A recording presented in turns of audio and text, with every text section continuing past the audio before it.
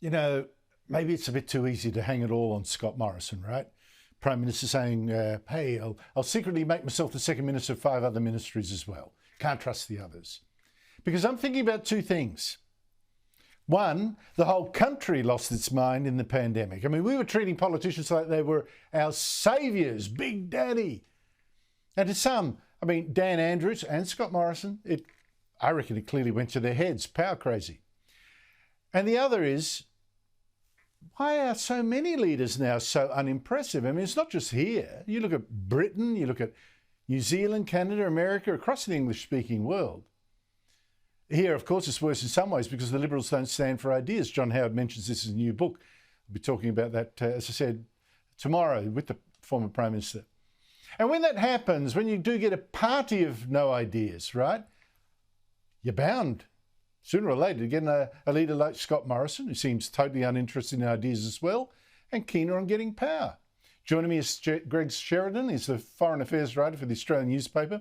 He was actually writing about this leadership problem in the Australian last Saturday, even before this latest scandal broke. Greg Sheridan, thank you so much for your time. Explain Scott Morrison. Well, Andrew, I think in terms of this latest astonishing revelation, a few things are salient, really. So Morrison decided not to talk about so-called culture wars issues at all, which meant that he didn't espouse any values and he didn't fight for anything. He took this absurd tactical decision to try to neutralise issues rather than fight and win them. But then also he wildly over-centralised all power and authority in his own office. It became a very dysfunctional government with basically an anonymous cabinet. I mean, all the big figures had left. Tony Abbott, you know, we might be their greatest fans, but Julie Bishop, Christopher Pyne and certain Matthias Cormann, the only one who stood for any fiscal restraint, they'd all gone and they hadn't been replaced by big figures. It was a cabinet nobody had ever heard of. It had no authority. And Morrison apparently thought he had to do everything himself, and that produces terrible government, I think. Well, it wasn't just that. Let's not forget that some of the people that he did promote were people that were either scared of the media or had no ideas or were there for the gender balance, in my opinion. I mean, you know, they're nice people, but, you know, Maurice Payne, Linda Reynolds, I mean, what did we hear from them? It was just so frustrating. But does that help explain why you've got a guy that now that is in power, or when he was in power, decides to give himself secretly 5 ministries where there were already ministers doing the job? Yeah, this is just inexplicable and grotesque. And it seems that any Prime Minister who wins an election develops this idea that they're indispensable to history and that they have a special connection with the Australian people and so on. We went through world wars without doing this. No other Western nation has so bent its institutional arrangements out of shape in order to cope with COVID. You know, ministers have died in office and prime ministers have been ill and US presidents have had strokes and so on. Nobody has had to subvert the constitutional order. And then why would you do it in secret? But when you centralise all decision-making, so one portfolio he didn't take over was defence, and I think that's because he appointed such incredibly weak ministers. Maurice Payne and Linda Reynolds wouldn't say boo to a goose, and he took the only strategic decision, which was to get these AUKUS nuclear subs in about 100 years' time.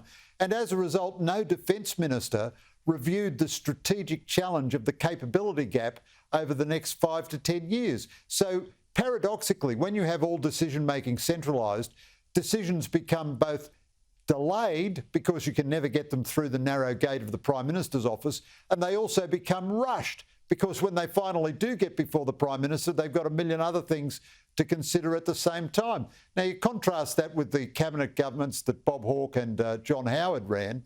You couldn't be more different. Howard had Costello and Downer totally dominant in their portfolios for all 12 years. Imagine Howard appointing himself as the secret extra treasurer and the secret extra foreign minister. It's inconceivable. Oh, absurd. But you know, you've been critical of Scott Morrison, and to be honest, I fully endorse everything there. But it's not just him, is it? Not in the English-speaking world. I mean, once, you know, the English-speaking West had Ronald Reagan and Margaret Thatcher, absolute giants, really pushing the envelope of ideas.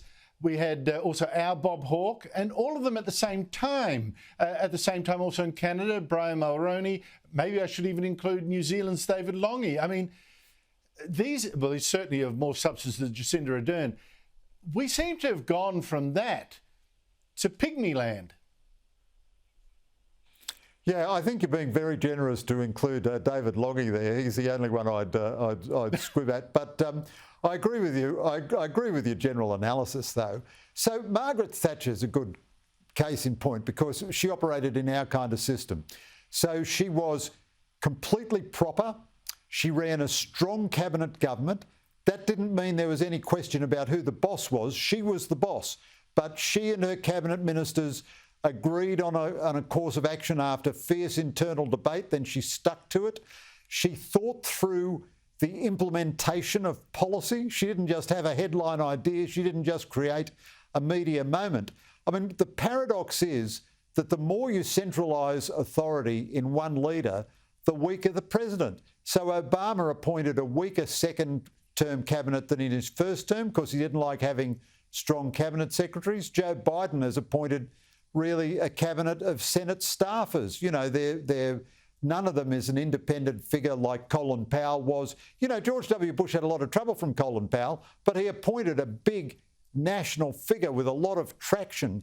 Modern leaders don't do that. Morrison let all of the big figures of his government leave. He either chased them out or ushered them out. Whereas Keating, when he became Prime Minister after Hawke, he worked hard to keep Gareth Evans and Kim Beazley and Robert Ray. He wanted those big figures because they made his government stronger. Hawke was a very smart guy, so was Howard, but they didn't think they were the only guys who had any smarts. You know, cabinet government operates by having, you know, a whole lot of smart people around the table working out what's the best. And there's no need to do it in secret. All of this mad media-obsessed, creating a media moment and so on. If Morrison's big problem was he put marketing ahead of substance, and if he'd just done more substance and less marketing, he would have been a better Prime Minister. And he ran from fights rather than embrace them, like Keating would have. Look, it's just sad. And in one sense, I'm not surprised by the very surprising news out of Canberra. Greg Sheridan, always a pleasure talking to you. Thank you. Thanks so much, Andrew.